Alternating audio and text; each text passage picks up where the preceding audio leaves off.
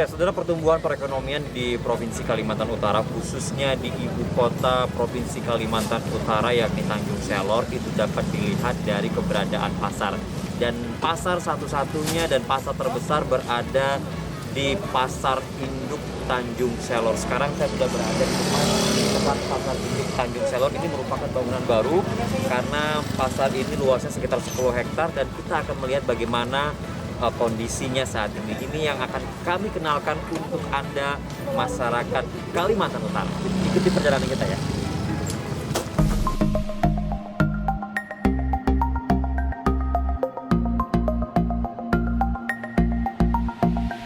Kalimantan Utara sebagai provinsi termuda di Indonesia saat ini terus berupaya meningkatkan pembangunan di 5 kabupaten kotanya.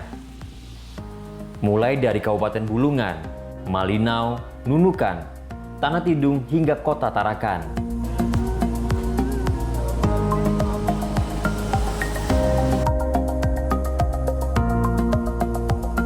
Berdasarkan laporan Kantor Perwakilan Bank Indonesia Provinsi Kalimantan Utara, tren pertumbuhan ekonomi Kaltara pada kuartal 3 tahun 2021 menunjukkan pencapaian pertumbuhan ekonomi tertinggi se-Kalimantan sebesar 5,24% secara tahunan. Pertumbuhan ekonomi yang terjadi masih didominasi oleh sektor primer, yaitu pertambangan yang berorientasi ekspor. Sehingga sebagian ekonomi Kaltara sangat bergantung pada kondisi ekonomi global. Sementara kondisi perekonomian masyarakat di Kalimantan Utara secara umum dapat dilihat indikatornya di ibu kota Provinsi Kalimantan Utara, yakni Tanjung Selor.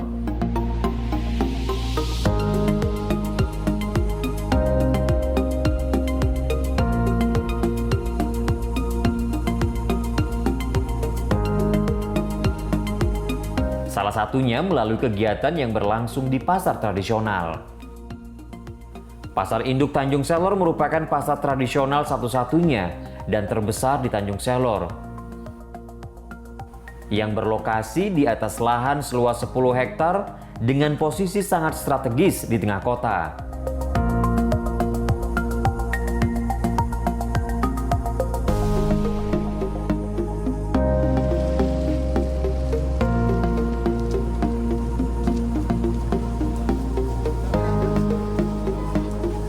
Keberadaan Pasar Induk Tanjung Selor saat ini menjadi pusat aktivitas perekonomian yang paling mendasar.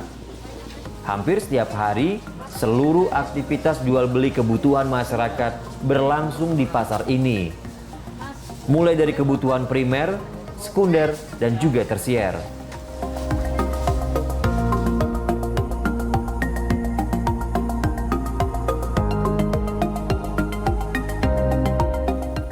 Awalnya pasar utama di Tanjung Selor berada di Pasar Impres dan pemindahan pasar dilakukan pada tahun 2004 setelah Pasar Impres mengalami musibah kebakaran dan pembangunan Pasar Induk segera selesai dilakukan. Saya kan di sini awal itu 2017 ya. Itu pasar sudah tinggal melanjutkan kepemimpinan yang ada sebelumnya. Cuman yang pernah saya dengar itu dulu pasar itu ada di Pasar Impres, ada di jalan apa sih? Depan namanya Lapakan lah dulu ya. Nah, transfer. Nah, terus ada musibah kebakaran di sana. Akhirnya ditutup untuk pemindahan pedagang. Cuma untuk pemilihan tempatnya kenapa di sini ya saya kan nggak begitu paham. Kalau di Beja, ya berapa luas areal pasar ini? Sekitar 10 hektar. 10 hektar ya. Ya pengelolaan sih sebagaimana biasanya pedagangnya untuk berjualan itu dengan rapi gitu, kemudian bersih dan tertib itu ya sebagaimana biasa kita minta pedagang untuk berjualan dengan baik, dengan rapi, dengan bersih itu aja.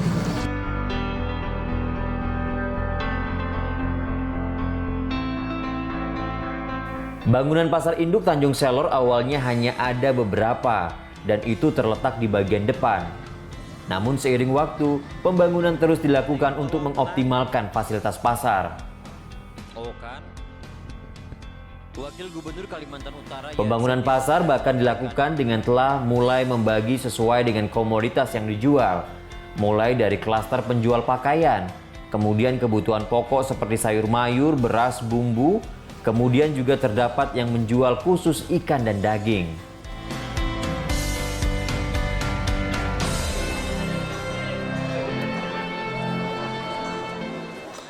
Sama seperti halnya pasar pada umumnya, Pasar Induk Tanjung Selor sampai saat ini memiliki sejumlah tantangan. Mulai dari terkait masalah kebersihan, keamanan, serta fasilitas pasar lainnya. Pembangunan guna menambah fasilitas pasar juga masih terus dilakukan di Pasar Induk Tanjung Selor.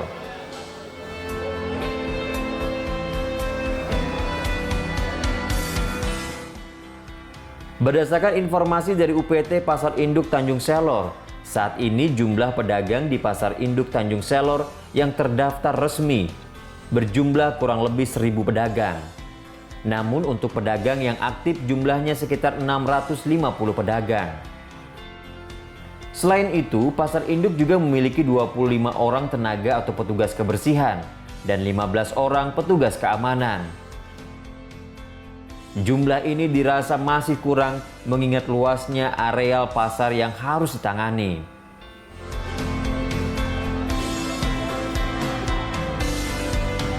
Setiap pedagang di Pasar Induk sesuai dengan Peraturan Daerah Nomor 15 Tahun 2015 dikenakan retribusi, untuk tipe kios dikenakan retribusi 80.000 per meter. Sementara untuk lapak meja dikenakan 50.000 per meter. Dan ini sekarang kita sudah berada di dalam Pasar Induk Tanjung Selor. Kita akan melihat situasinya. Ini bangunan baru ya, dari baru saudara. Dan di sini kalau kita lihat ini sudah agak siang, jumlah pengunjung sudah semakin berkurang.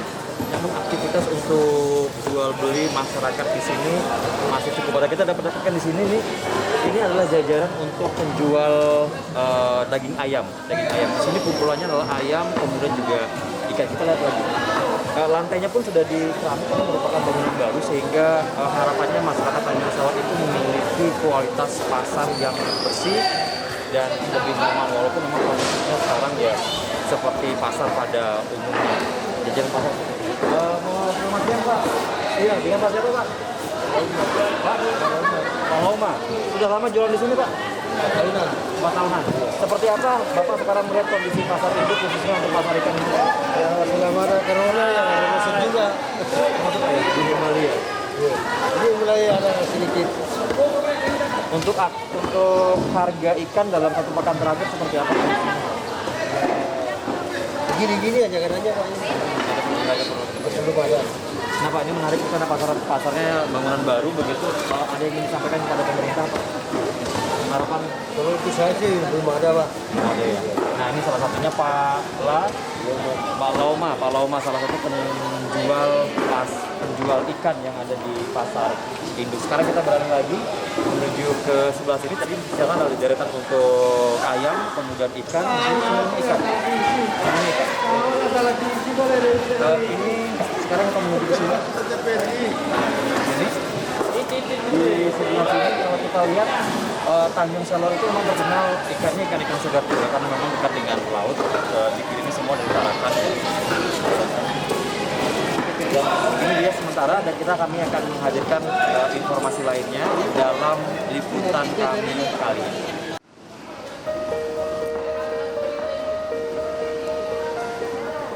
Pada awalnya penjual ikan dan daging berada pada tempat yang berbau dengan pedagang lainnya. Namun kini klaster pasar untuk ikan dan daging telah ditempatkan dalam satu bangunan khusus yang terbilang baru. Di klaster ini, masyarakat dapat membeli ikan dan ayam segar sejak subuh hingga sore hari.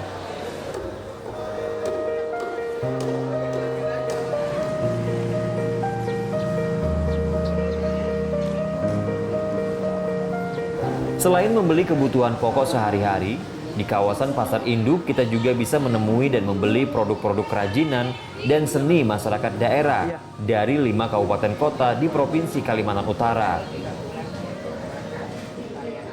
Tempat penjualannya ini berada tepat di outlet Dewan Kerajinan Nasional Dekranasda Kabupaten Bulungan. Dekranasda merupakan organisasi nirlaba yang menghimpun pecinta dan peminat seni untuk memayungi dan mengembangkan produk kerajinan dan mengembangkan usahanya. Selain itu, Dekranasda juga berupaya meningkatkan tingkat kesejahteraan pelaku bisnisnya, yang sebagian besar merupakan kelompok usaha kecil dan menengah. Nah, sekarang saya masih berada di areal Pasar Induk Tanjung Selor. Kalau tadi kita lihat ikan, daging, dan lain sebagainya, sekarang ini sebelah saya ada patung orang Dayak. Kita berada di showroom atau outlet Dekranasda. Kita lihat ternyata di pasar ini tidak hanya mencari untuk komoditas kebutuhan sehari-hari, ada juga mengenai berbagai aksesoris, kemudian kerajinan yang memang sangat kental dengan nilai-nilai lokalitas ya. Ada manik-manik, ada pakaian, ada batik, dan lain sebagainya. Kita lihat langsung ke dalam ya.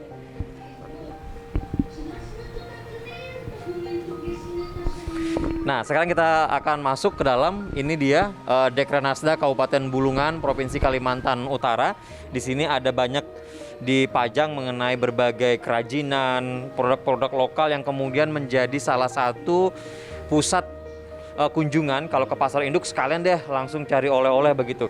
Kita akan bertemu dengan Pak Gofur yang merupakan pengelola di sini. Selamat siang Pak Gofur.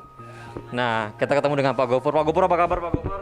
Kabar baik-baik. Iya. Pak Gofur bisa diceritakan ini di sini. Oh, siap Pak Gofur, siap. Baik. Iya, sehat. Pak Gofur semangatnya luar biasa. Nah, Pak Gofur sudah berapa lama menjadi pengelola di sini, Pak? Kebetulan di sini ini saya baru loh ya, baru 8 tahun. Baru 8 tahun, oke. Ya. Ya, seperti apa perkembangan untuk Dekranasda di sini dengan berbagai kerajinan yang dijual? Di sini ini sebagian kerajinan daerah, pengrajin daerah tetap di sini.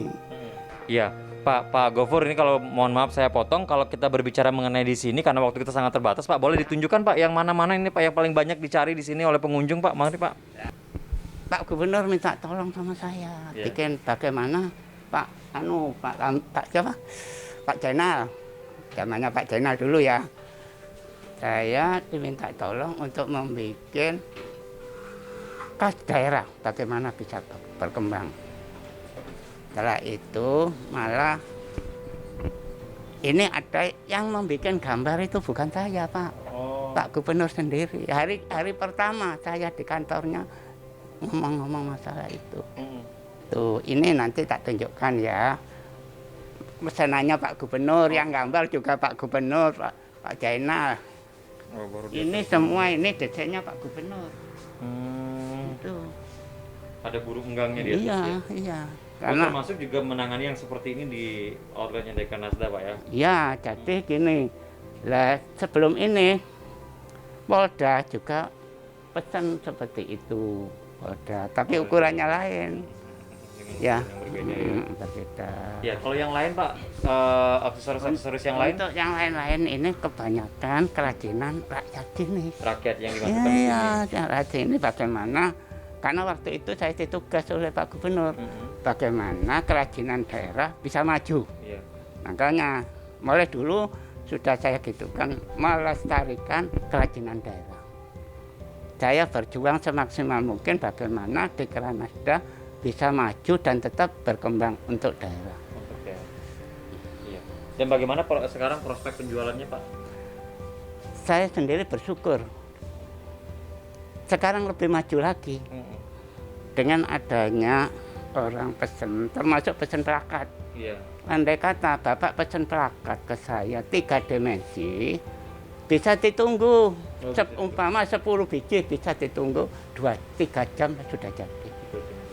Nah, baik saudara, demikian ini kunjungan kita menuju ke outletnya Dekranasda. Kalau kita lihat di sini ada banyak sekali aksesoris-aksesoris yang bisa didapatkan, selain juga mengenai ada miniatur-miniatur mengenai tugu yang ada di kabupaten kota di Kalimantan Utara, maupun juga pernak-pernik yang seperti kita lihat di sini. Ini kalung-kalung. Apalagi juga ketika kita melihat bahwa ada instruksi dari gubernur bahwa seluruh pegawai itu diwajibkan untuk mengenakan aksesoris selain seperti singal, tapi juga ada aksesoris lain seperti kalung-kalung manik seperti ini, ada semua di outletnya Dekranasda Kabupaten Bulungan. Dan kita masih berada di Pasar Induk Tanjung Selor. Kita akan melihat ada sektor lain yang akan kita lihat, pasar yang juga cukup unik.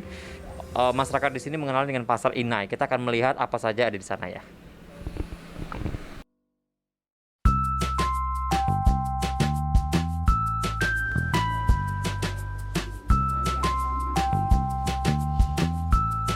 Adanya outlet Dekranasda di kawasan Pasar Induk Tanjung Selor semakin memudahkan masyarakat untuk menjangkau produk-produk kerajinan dan kesenian masyarakat Provinsi Kalimantan Utara.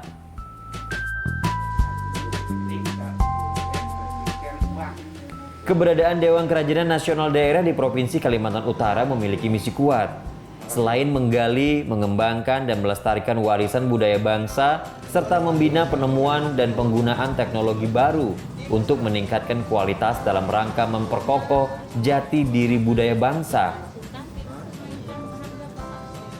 Dekranasda juga memperhatikan dan memperjuangkan kepentingan masyarakat, khususnya perajin dan peminat, dengan mendorong semangat kewirausahaan mereka melalui jalan memperluas pangsa pasar hasil kerajinan. Sekarang Dekranasda sudah semakin bagus dan semakin go nasional, dalam arti beberapa hasil karya kami yang dari Kalimantan Utara seperti batik dan juga tas sudah merambah ke internasional. Contohnya di Jerman ada salah satu pengrajin kami dari Krayan sudah bisa memarketkan di sana dengan produk Kalimantan Utara, dan juga dengan adanya Dekranasda di sini kita bisa mendapatkan sesuatu dengan mudah seperti ada grade di airport dan sebagainya. Dan sekarang semakin mencuat dan semakin gampang kita dapatkan hasil-hasil UMKM ataupun Dekranasda Kalimantan Utara. Sampai kerja mana ada salah satu pembuat tas kita yang membuat tas kemudian diproduk dijual di sana.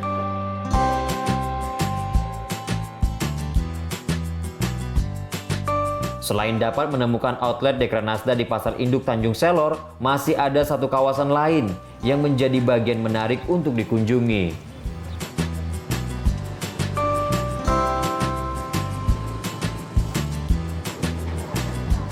Selanjutnya kita menuju klaster atau kawasan Pasar Inai. Inai merupakan bahasa Dayak yang artinya ibu. Kenapa diberi nama Pasar Inai?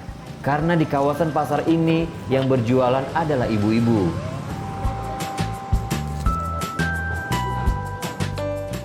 Pasar Inai menjadi kawasan pasar tradisional yang khusus menjual bahan pangan hasil hutan dan pertanian khas masyarakat suku Dayak di Provinsi Kalimantan Utara. Beras ini Bu, beras Krayan ini Bu. Krayan ini mungkin ada lah sampai 10 tahun sudah. 10 tahun sudah. Jadi itu dikirim per apa Bu? Setiap apa dikirim? Dari mana Ibu dapatkan itu? Kan orang beladang di Teras, di kampung Teras Tawang sana. Ya, jadi dari sana lah saya ambil sama mereka nih. Dikirim ke sana. Pakai pesawat ke sini? Bukan. Pakai apa Bu jadi? Pakai aja, pakai tinting aja. Pakai tinting. Namanya itu ya mungkin bibitnya dari Krayan kali itu. Oh, tapi ditanamnya di sini. Baru tanam sini. Oh, bukan yang dapat panen di Krayan itu enggak ya? Bukan. Oh, bibitnya di sana tapi tanam di sini. Iya, bibitnya yang dari sana. Ibu sudah di sini jualan sudah berapa lama? Lama sudah saya nih. Ya sekitar mungkin sekitar 10 gitu lah. 10 tahun ya. Lama sudah. Namanya Pasar Inai nih. Iya, Pasar Inai. Karena yang jual. Buka inilah. Dulu Pasar Apa aja yang Ibu jual di sini, Bu? Saya jual jadi rempah-rempah sama apa? Ada Bawang juga Dayak ya. Bawang Dayak, ini beras, dedak, itulah. Pokoknya.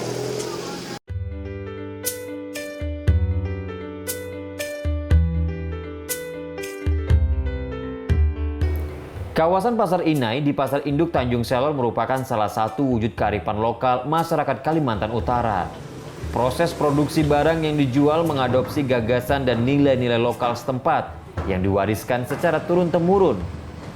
Pertanian sayuran, buah-buahan, dan beras yang dihasilkan dari perkebunan maupun perladangan mandiri.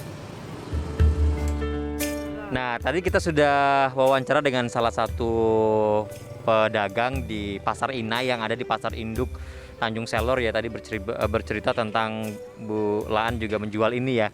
Ini adalah beras krayan ya, atau juga beras adan. Ini didapatkan kalau langsung dari krayan itu harus menggunakan pesawat perintis dari Tanjung Selor atau dari Tarakan menuju ke Krayan, sehingga aksesnya memang sangat terbatas. Tapi kemudian masyarakat Dayak di Tanjung Selor sebagian juga sudah ada yang menanam di sini dan bibitnya ditanam, sehingga juga ini hasil panennya.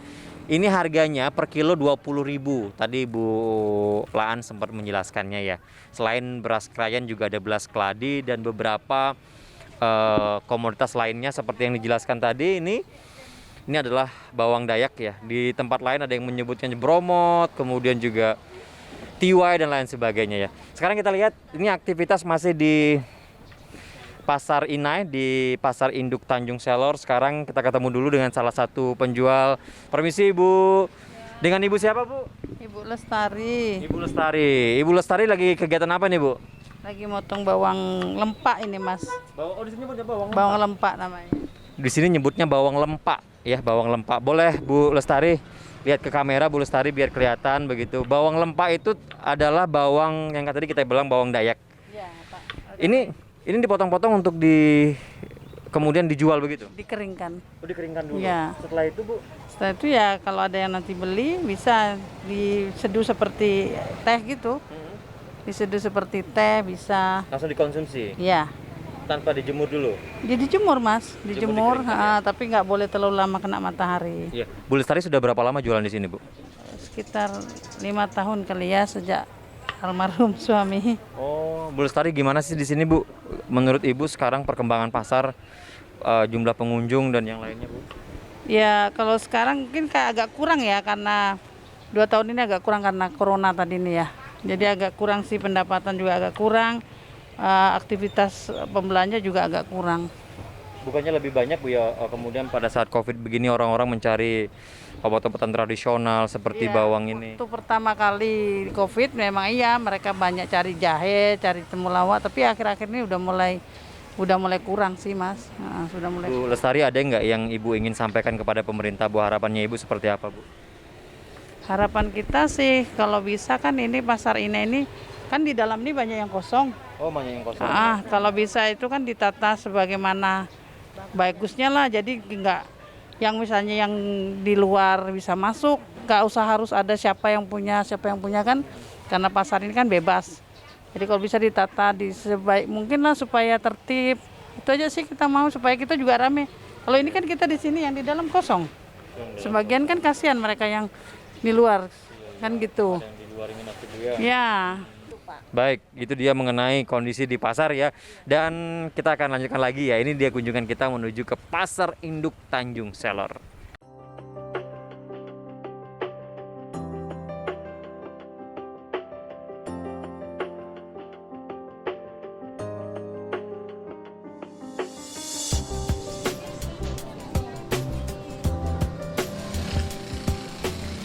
Pasar Induk Tanjung Selor merupakan pusat perekonomian dan aktivitas masyarakat Tanjung Selor, Provinsi Kalimantan Utara.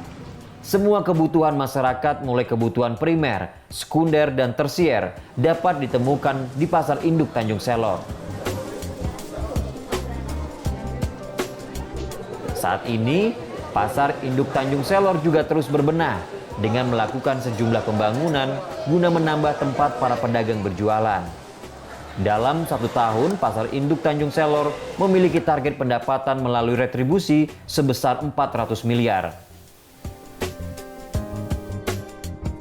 Ya, itulah tadi liputan kita untuk mengenal Pasar Induk Tanjung Selor. Ada banyak kegiatan masyarakat yang terjadi di sana dan perputaran serta pertumbuhan perekonomian juga sangat kentara di Pasar Induk Tanjung Selor.